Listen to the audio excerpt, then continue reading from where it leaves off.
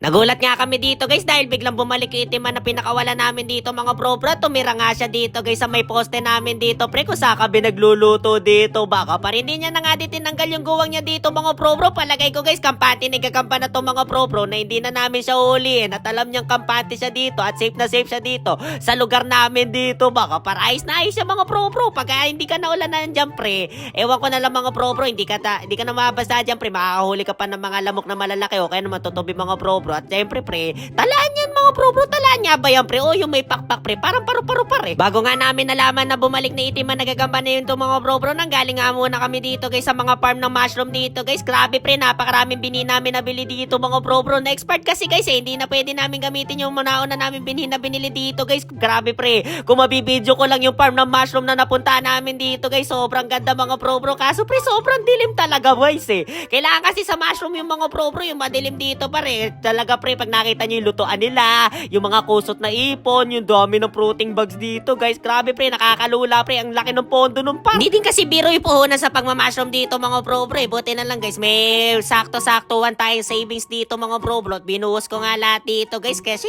wala na ako mapaglibangan dito mga bro. Hindi na din ako masyado kumikita sa Facebook dito guys ayoko na magsugal dito par. Kaya gagawa na lang ako ng negosyo dito mga bro. Malay nyo pre, mag-click diba para at least sinubukan natin dito baka par sasakripisyo na muna namin dito yung host ng ano namin yung host na gamit namin sa mini fish pad dito guys. Kasi pre, kailangan to pre, gagapangan ng steam dito mga bro.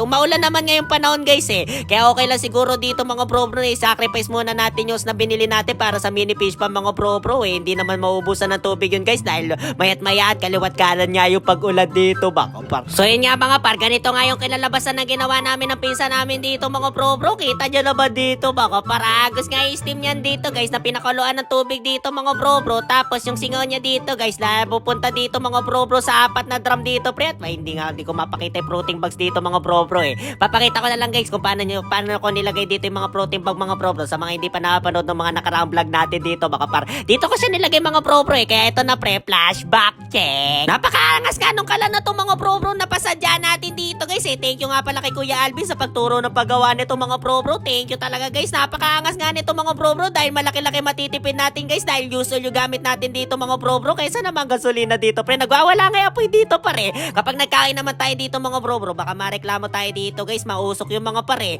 Yari tayo doon mga bro hindi naman open area bahay namin dito guys, pero sana balang araw mga bro makalipat tayo sa open area dito guys para syempre pre, para mas malaki na yung ano natin production mga bro pero sa maliit muna tayo magsimula dito guys. Gamit nga yung blower na to mga bro at yung use oil na tumutulo dito guys para hindi na namin kailangan bantayan dito pre. Napakaangas talaga mga bro makakapag ano ka na, makapag-steam ka na mga 10 hours to guys kaya kailangan pre, masasabi ko sa inyo mga bro malinis talaga yung mushroom dito guys. Napakaarte niya mga bro kaya masustansya pare. At ito na baka par, inabot na nga kami ng gabi sa pagpa-steam dito mga bro ng mga gagamitin natin protein bag guys. Nagwawala pa rin yung apoy dito mga bro napakaangas ka nito guys susubo-subo yung mga usok dito sa mga 4 na drum dito guys. Pero check nga natin dito yung mga use oil natin dito guys. Napakatipid niya nga sa pagluluto dito mga bro. Nakadalawang salin lang ata kami dito guys ayun pre, kita nyo mga bro kalahati pa lang siya dito guys pero nakadalawang salin na kami dito mga bro kapag nakakapangalahati na nga pre.